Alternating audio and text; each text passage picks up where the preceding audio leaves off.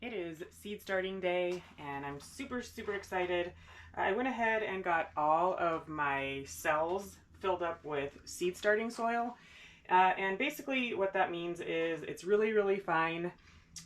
You don't want any big chunks like this in there. You don't want those little tender baby seeds to have to fight their way out of the ground. And when you have big pieces like this in their way, it's not easy for them. So anything that was large like this, I went ahead and put out. And now that all of my cells are filled, I am going to go ahead and start planting my seeds. I have my heat mats warming up right now. They are stuck in a roll because they've been put away and it has been cold. So I have them plugged in, warming up so that my seed trays will fit on there nice and flat. So the first thing I need to do here is just decide what's going to be done first. And I sorted all of my seeds into what I want to plant this year and what I'm not worried about growing right now. So I think I am going to start with tomatoes and peppers. I'm going to go in with some tomatoes, and I want to be careful and remember where I'm planting everything so that way I can write it down on my tape. That will eventually be put on the outside of my tray that holds my cells. So I believe the size trays that I have hold 72, they have 72 cells in them. I'm going to plant more than one seed per cell just so I have a better germination rate.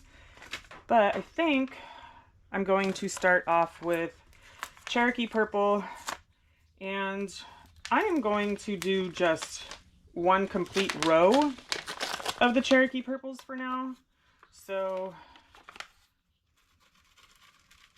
I'm just going to get some seeds out. And it says, start indoors 6 to 10 weeks before last frosts. Heat mat helps to warm the soil. So I'm going to just go in. I can always separate these if all of them sprout, which is not going to be a problem. So I'm dropping in, well, that one had 5, but I'm trying to get about 3 seeds per cell. And then if I end up with way more than I need, I will just share. This is the blue tape here that I was talking about. That's going to eventually go here. So the first thing that I put on there was the Cherokee Purple. The next one I think I'm going to go in with are these Roma tomatoes. And you've heard me say it before that I want to focus on sauces and salsas. So I'm probably going to do 3 rows, and I'll probably do those here at the end. So I probably should have waited, and these are a determinate tomato, and basically what that means is it grows and sets a certain number of fruit, and then once it's done setting its fruit, it's pretty much done growing. It doesn't grow huge, it grows to a certain size, and that's it. Unlike an indeterminate tomato is something that just grows and grows and grows. So I'm going to just do 2 rows because I don't have enough to do more than that. Next, I'm going to go in with a large red cherry, and I'm only going to do 1 row. I don't think I want that many cherry tomatoes. I think most of these I'm going to give away, but I do want at least 1 plant. I think I'm going to go in with these last 2 here as my Amish paste, and these are indeterminate. So maybe I will just do 1 row of the Amish paste.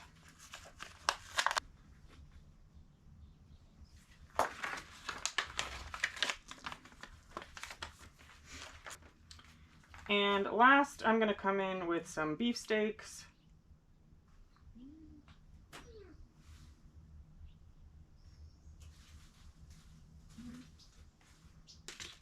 And these also are indeterminate. All right, now I'm just gonna lightly push them down so they have good soil contact.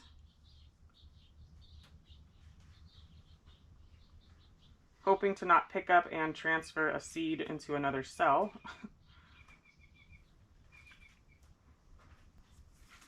And then I'm going to add just a light sprinkling of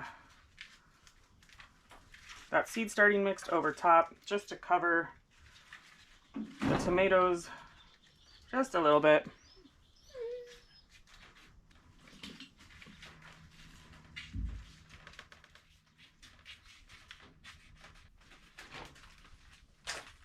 And into the tray they go with the name of what they are on this painter's tape right here.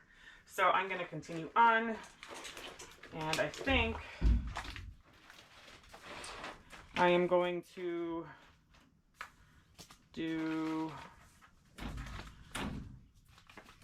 another tray of tomatoes. Next, I'm going to do some pineapple tomatoes. I didn't get very many off my plant last year, so I'm going to give it a try again. And if I don't get anything this year, I probably won't grow them again. And then I'm going to go in with some Dr. Witchies. I only have a few seeds left of this, so I'll plant them all.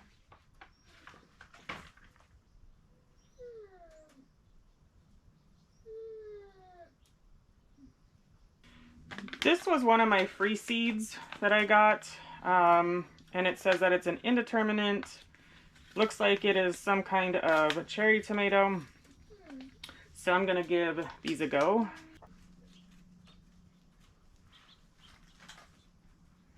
Pineapple, Dr. Witchies. Oh no. Oh. Woolly Kate Bell.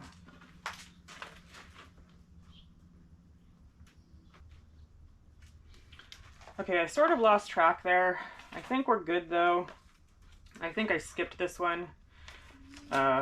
If not, I guess we'll find out soon enough. But I'm going to put tomatillos here and here.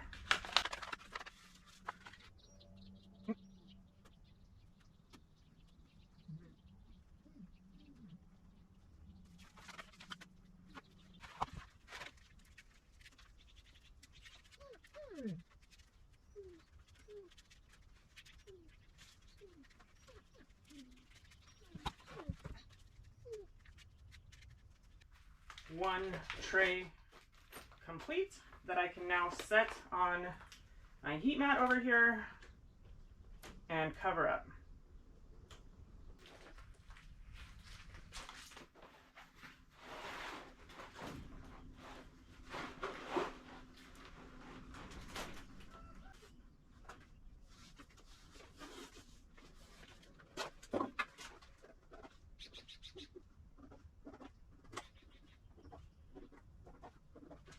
All right, the first thing I'm going to come in with is jalapenos. I'm going to do a couple different jalapenos. This one's upside down because when it came to me, it was not sealed. But this is Craig's Grande jalapeno, and that'll go into row number 1. Next is the Tam jalapeno.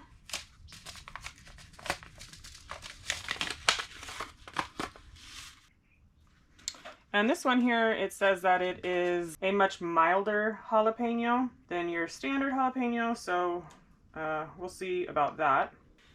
And last for the jalapenos are these pumpkin spice jalapenos. I actually really like the flavor of these, so hopefully I will be able to use and incorporate them in sauces, salsas. I want to try and do like authentic style hot sauce that I can. Come on, baby.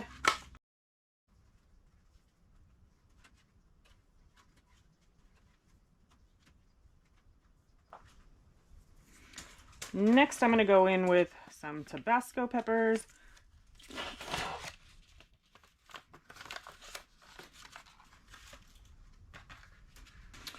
Some Sugar Rush peach peppers. and some serranos.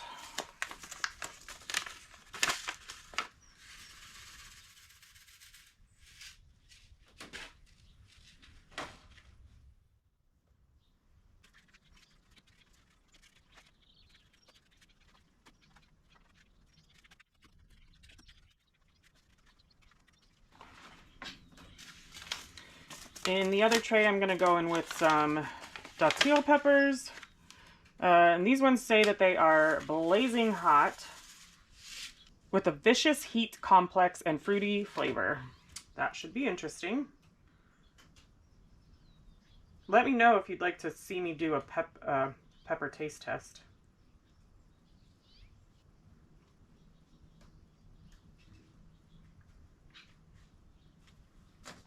Next, I'm going to go in with some poblanos. Now, I did grow poblanos last year, and I did harvest some, but they were small. And isn't a poblano the pepper that is used to make, like, chili rellenos? And I always thought chili rellenos were actually pretty big. So I'm curious as to why mine seems so small compared to what I think it should be. Next, I'm going to put in a sweet pepper. Sweet bonnet, I think, is like the non-hot version of the bonnet, the hot bonnet. And I only had 6 seeds, so 1 seed per cell for that one. That was number 3. So I did datil. Next is going to be Ajvarski. Doesn't really say anything about the heat level. It just says that it's amazingly fragrant Macedonian roasting pepper. So those would probably be good in like a roasted salsa. All right. Next, I'm going in with some California Wonder Bells. I love bell peppers. They are easy to chop up and freeze for later use in things like chilies, soups, or anything where the bell pepper is actually going to be cooked. And the last pepper is going to be this Sunbright bell pepper.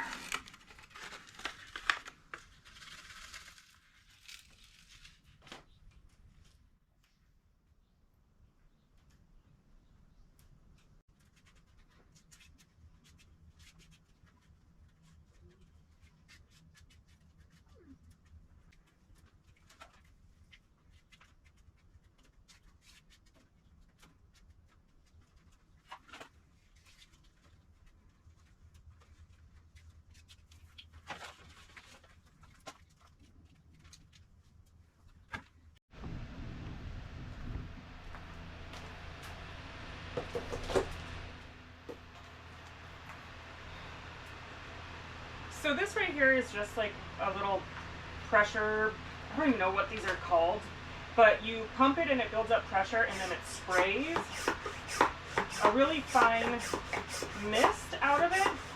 And for some reason, mine does not hold pressure, so I just need to keep pumping it. But this is a really good way to not disturb your seedlings when you're watering. But as you can see, for some reason, it peters out and it loses its pressure. So I am going to get these all watered and then back up on their heat mats and covered.